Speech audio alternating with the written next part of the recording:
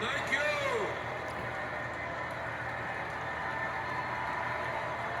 Thank you. My fellow Americans, it is an honor to be with you tonight because we're laying the groundwork for Kamala Harris to become our next president.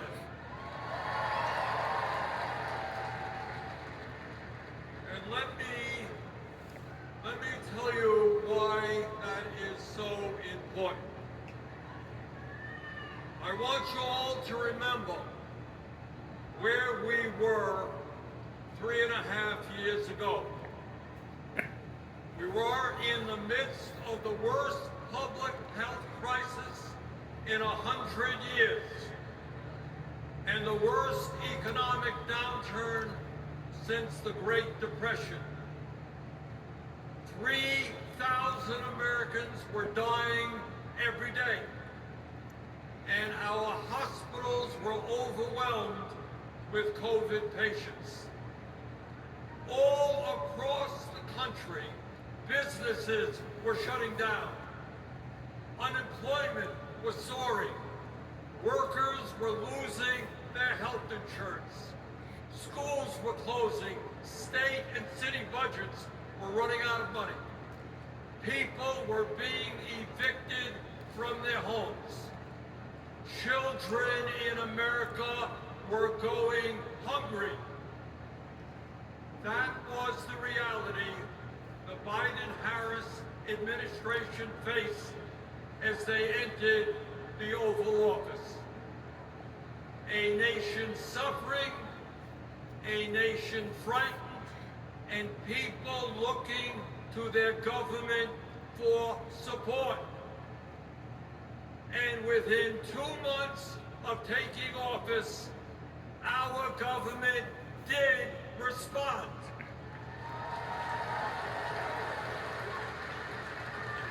We passed the American Rescue Plan, which provided $1,400 for every man, woman, and child in the working class. We extended and expanded benefits for the unemployed. We provided emergency assistance for small businesses to stay open.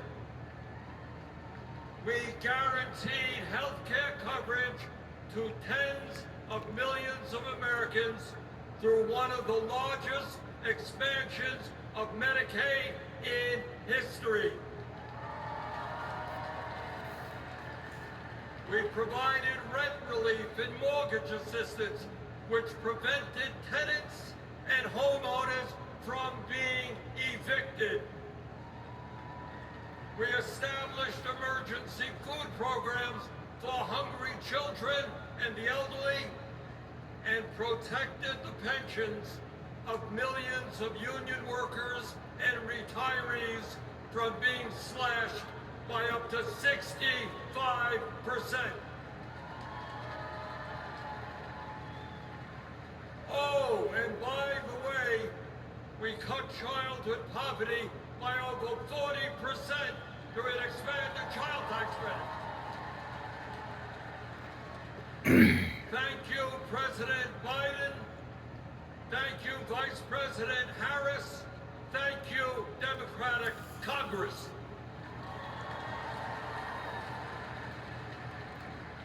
Now, I say all of this not to relive that difficult moment, but to make one simple point.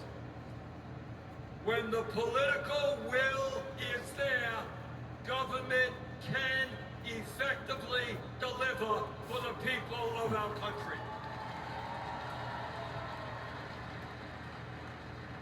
And now we need to summon that will again, because too many of our fellow Americans are struggling every day to just get by, to put food on the table, to pay the rent, and to get the health care they need.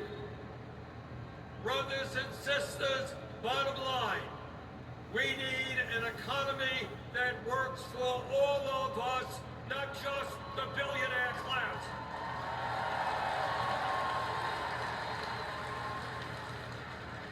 My fellow Americans, when 60% of our people live paycheck to paycheck, the top 1% have never, ever had it so good.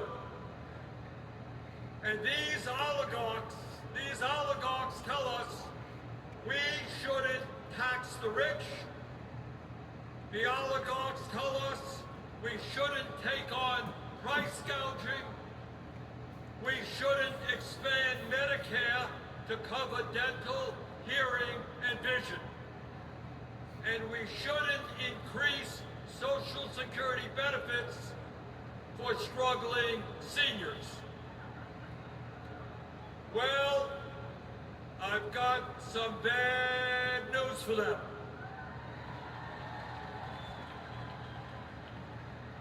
That is precisely what we are going to do.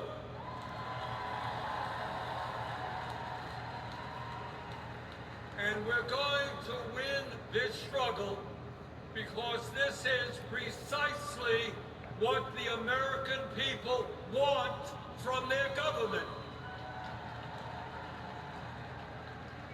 And my friends, at the very top of that to-do list is the need to get big money out of our political process.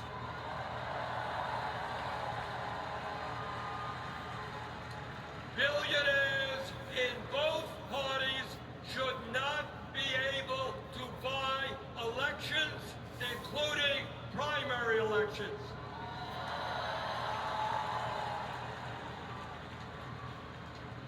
For the sake of our democracy, we must overturn the disastrous Citizens United Supreme Court decision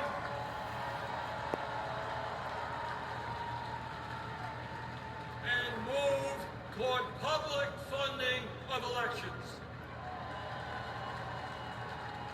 And let me tell you what else we must do. We need to join the rest of the industrialized world and guarantee health care to all people as a human right, not a privilege. We need to raise the minimum wage to a living wage. We need to pass the PRO Act so that workers can organize in unions and gain the decent pay and benefits they deserve. We need to strengthen public education, raise teachers' salaries, and make sure that every American, regardless of income, receives the higher education he or she needs. We need to take on Big Pharma and cut our prescription drug costs in half so that we no longer pay any more than other countries. Joe and Kamala made sure that no senior in America pays over $35 a month for insulin. We need to make sure that reality is true for every American. I look forward to working with Kamala and Tim to pass this agenda. And let us be very clear. This is not a radical agenda. But let me tell you what a radical agenda is. And that is Trump's Project 2025. At a time of massive income and wealth inequality, giving more tax breaks to billionaires is radical. Putting forth budgets to cut Social Security, Medicare, and Medicaid is radical. Letting polluters destroy our planet is radical. And my friends, we won't let that happen.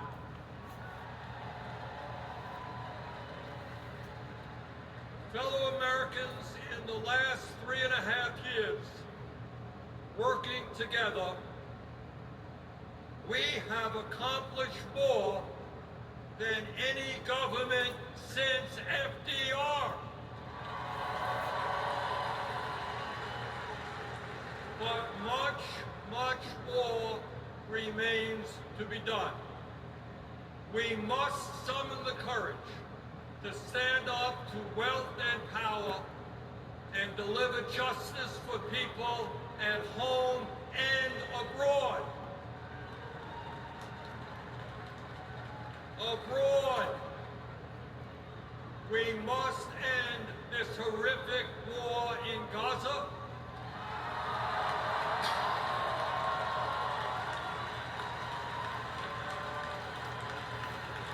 Bring home the hostages and demand an immediate ceasefire.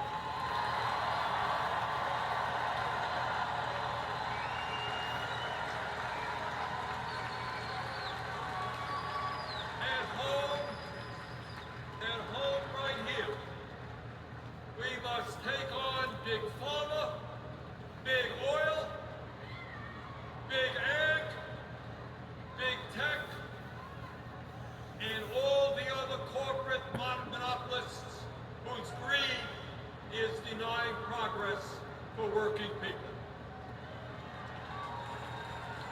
On November 5th, let us elect Kamala Harris as our president, and let us go forward to create the nation we know we can become. Thank you all very much.